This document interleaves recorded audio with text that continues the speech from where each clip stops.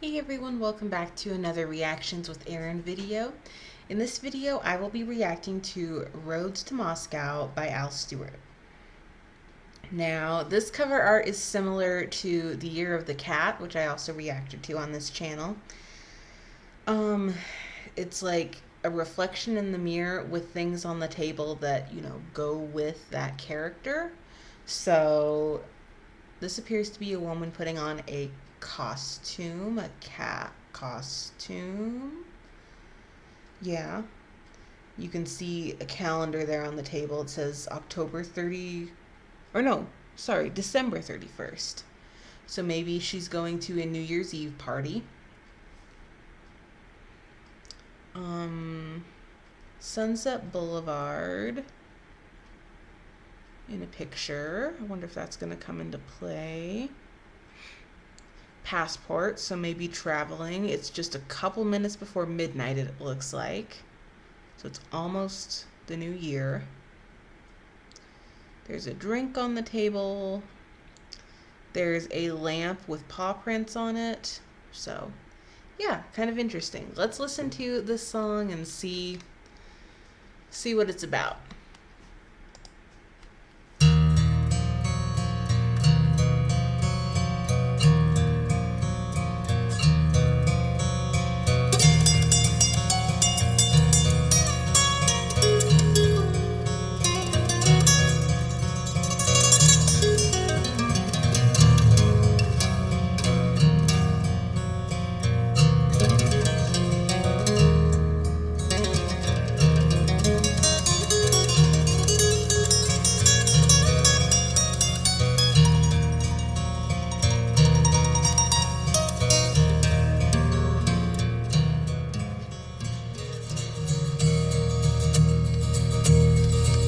They crossed over the border the hour before dawn,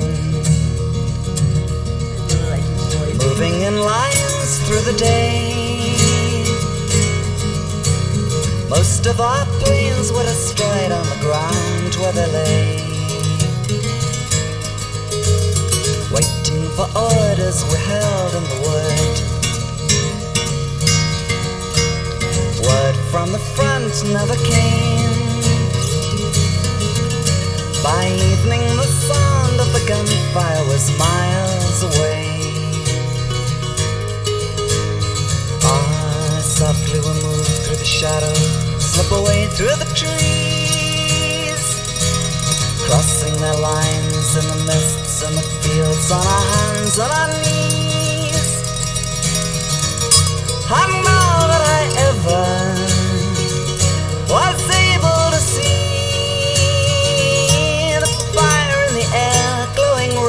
silhouetting the smoke on the breeze.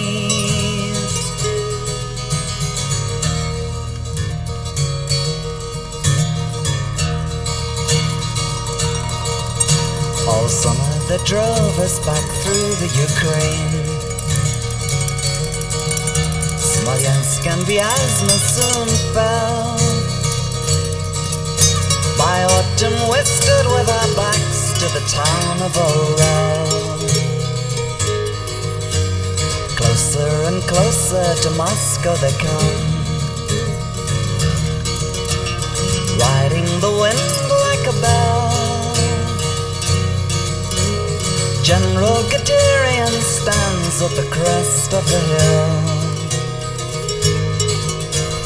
Winter brought with the rains, oceans of mud filled the roads, gluing the tracks of their tanks to the ground, while the sky filled with snow. I know that I ever was able to see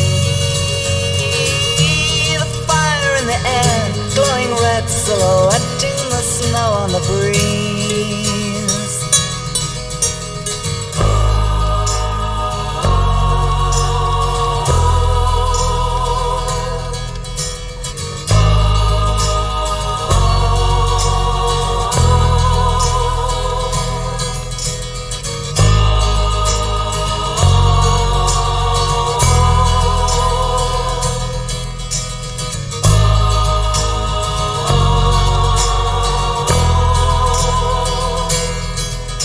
the footsteps of Napoleon, the shadow figures stagger through the winter, falling back before the gates of Moscow, standing in the wings like an avenger. And far away behind their lines, the partisans are stirring in the forest, coming unexpectedly upon their outposts, growing like a promise. You'll never know which way to turn, which way to look, you'll never see us. As we're stealing through the blackness of the night, you'll never know, you'll never hear us. And the evening sings in a voice of amber, the dawn is surely coming. The morning road leads to Stalingrad, and the sky is softly humming. Okay, one pause. I like that where they changed the beat up a little bit.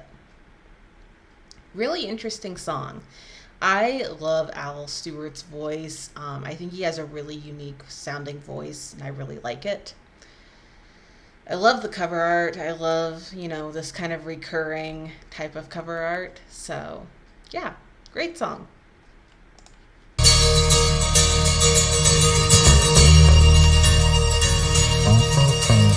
Two broken tigers on fire in the night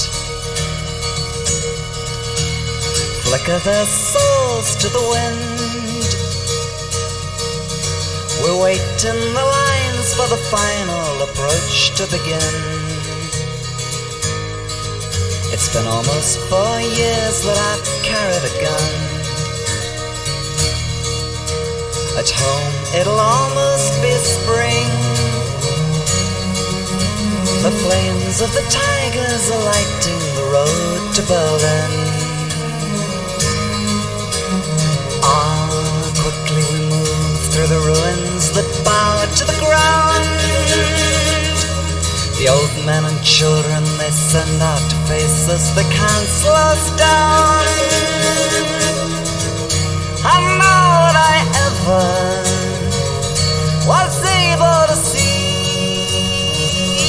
the eyes of the city are opening now, it's the end of the dream.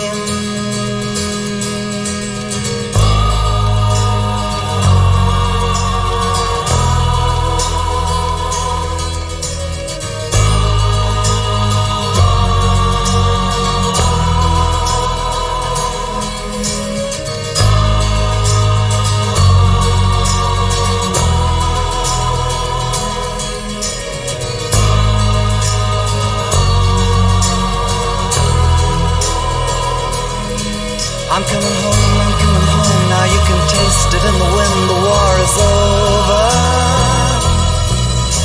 And I listen to the clicking of the train wheels as we roll across the border. And now they ask me of the time that I was caught behind their lines and taken prisoner. They only held me for a day, a lucky break I say, they turn and listen closer. I'll never know why I was taken from the line and all the others, to board a special train and journey deep into the heart of Holy Russia. And it's cold and damp in the transit camp, and the air is still and solemn, and the pale sun of October whispers the snow will soon be coming. And I wonder when I'll be home again, and the morning answers never, and the evening sighs and the steely Russian skies go on forever.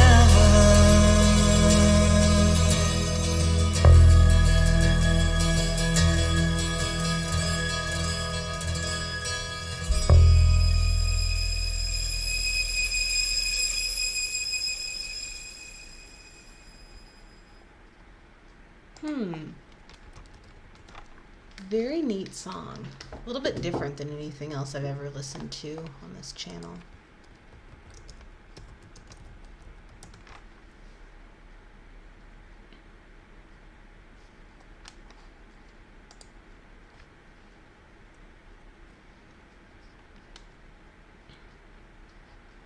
They crossed over the border the hour before dawn, moving in lines through the day. Most of our planes were destroyed on the ground where they lay. Waiting for orders we held in the wood. Word from the front never came. By evening the sound of the gunfire was miles away. I softly moved through the shadows, slip away through the trees, crossing their lines in the fields on our hands and our knees. The German invasion of the Soviet Union was swift. Frequently, German units supported with mechanized units would push deeply into the Russian lines. This frequently ended up with units encircled by the German units. And all that I ever was able to see the fire in the air glowing red, silhouettes the smoke on the breeze. Stewart has mentioned in concerts that the song was based in some part on the life of Alexander Solzhenitsyn, the Russian novelist and historian. Him. I'm not going to try to say that name again because I will totally butcher it again. But Alexander, that guy, during the Second World War served as commander in a sound-ranging artillery unit. In that position, it was the unit's job to listen for an attempt to figure out the location of the enemy artillery units, and they attempt a counter-battery bombardment. All summer they drove us back through the Ukraine. Smolensk, and Vyazma soon fell. By autumn we stood with our backs to the town of Orel. Closer and closer to Moscow they come, riding the wind like a bell. General Guderian stands at the crest of the hill.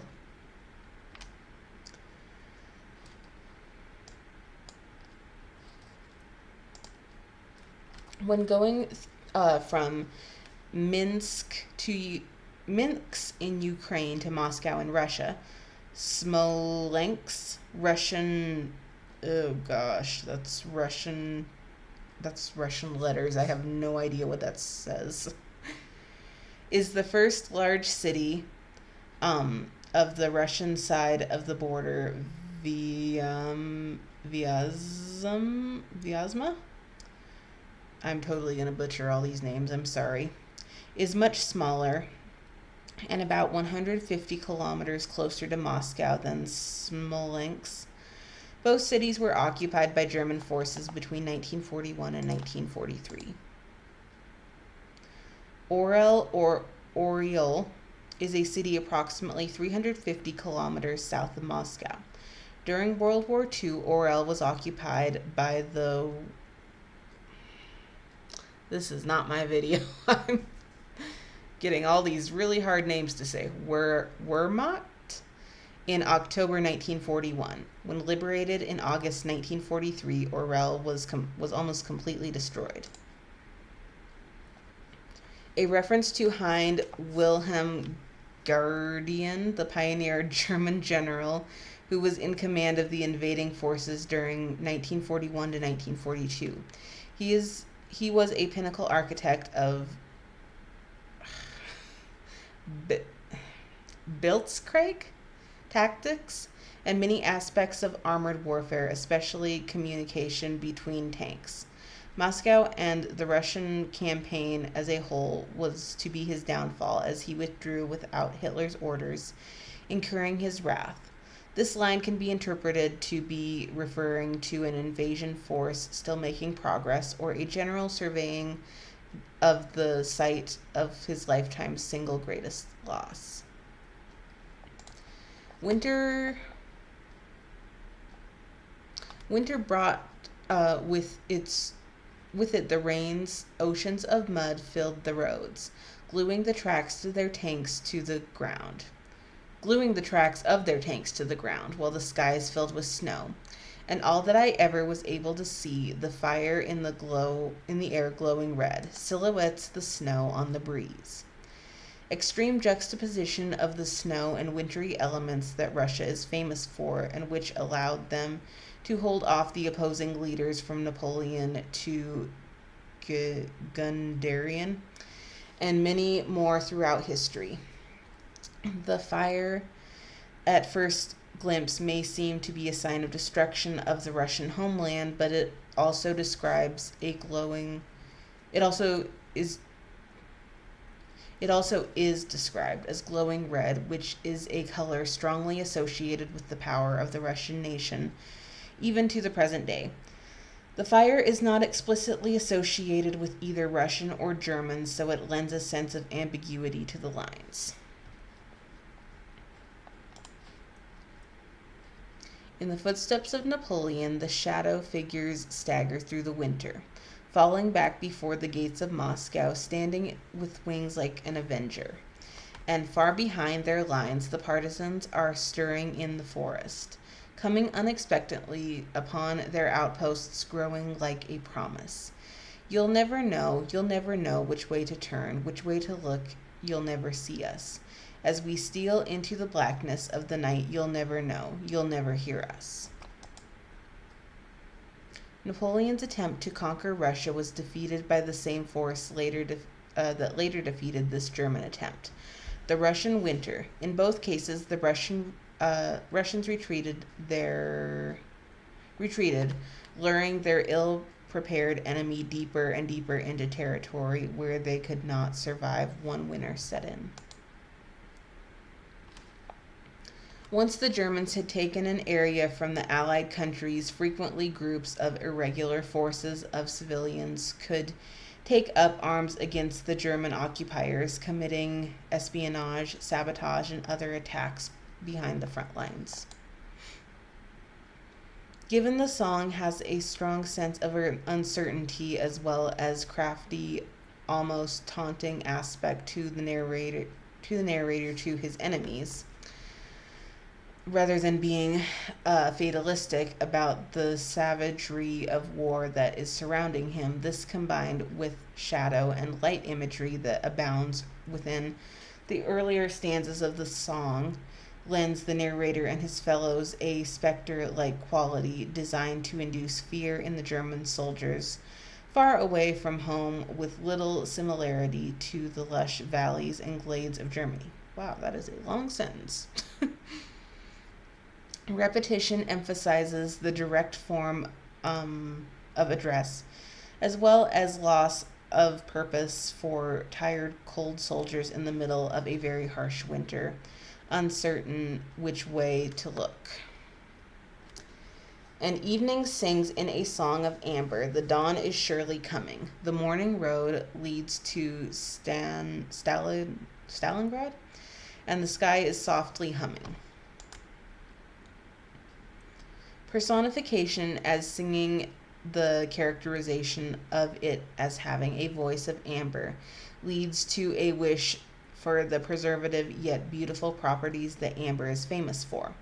The second phrase then shows an acknowledgement that while the current moment may be something worth savoring, a new dawn and the associated new beginning or era is right around the corner, giving the line a sense of hope that is absent from many of the earlier lines within the piece. Stalingrad is frequently considered, rightly or wrongly, the point at which German blitzkrieg fell apart. Often considered the turning point where the war on the Eastern Front turns on the Nazi war machine, who had up until then been making impressive progress in taking over the Soviet Union. The artist describes, I think it should say the artist uses descriptions. Or no, there's two words there. The artist describes the sky. I think that's what they meant. As softly humming this is really badly written. The artist describes the sky as softly humming,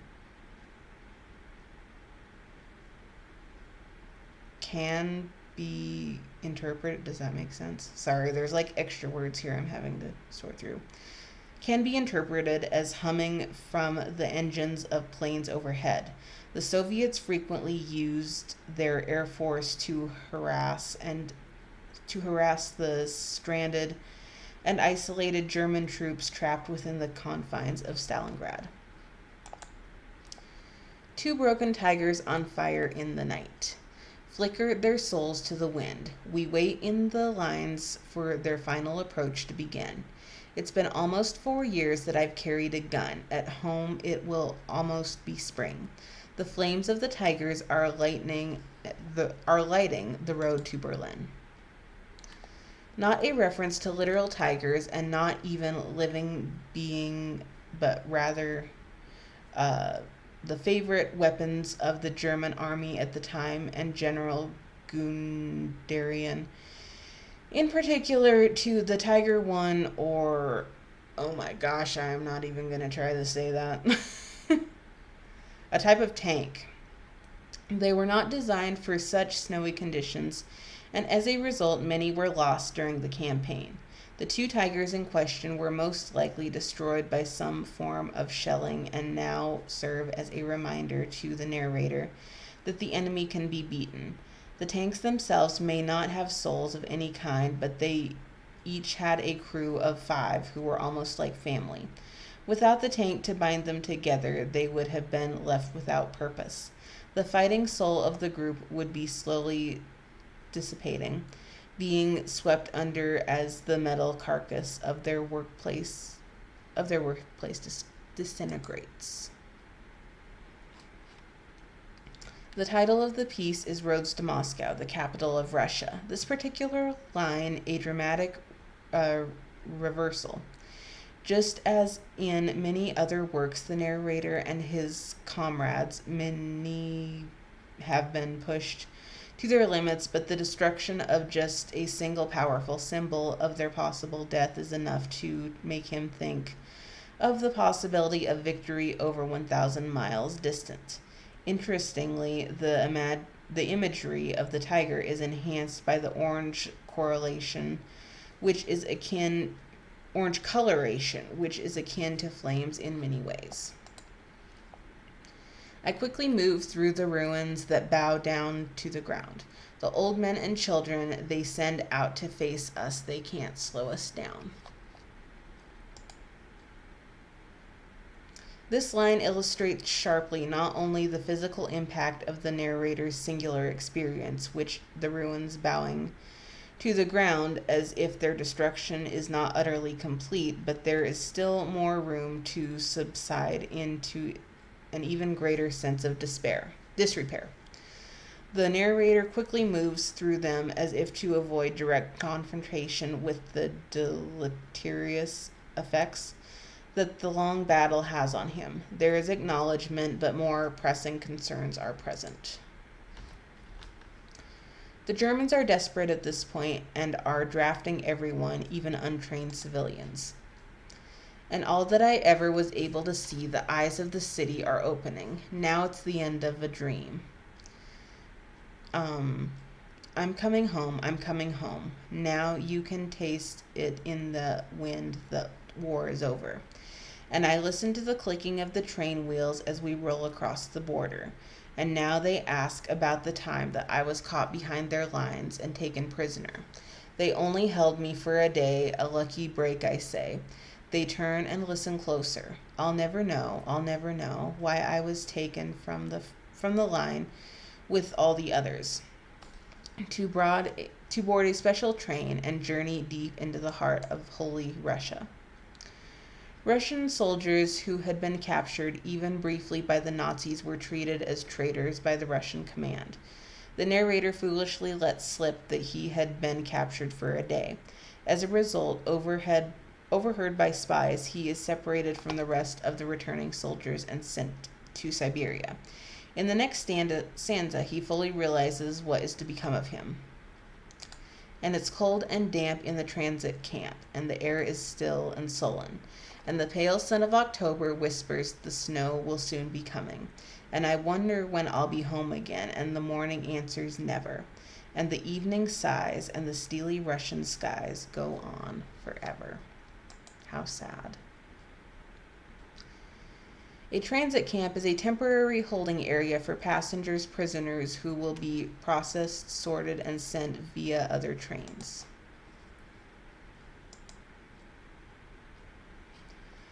A continuation of the repetition and to start lines within the stanza. An allusion to the fact that Russia hasn't been conquered in modern times, and the singer believes that it almost never will. It also gives the message and story of the entire song a sense of immortality and timelessness. The sigh also signals the ending of the piece with vivid imagery that the narrator's ordeals are still not complete, rather, a new battle has begun. Wow. Very interesting song. So that was Roads to Moscow by Al Stewart. I hope you guys enjoyed this reaction. This is a really long video, almost 30 minutes long. So if you're still with me, thank you so much for watching. And even if you didn't watch the whole thing, thank you. I hope you enjoyed this. I hope you guys have a great day. Take care. Aaron out. See you soon. Bye.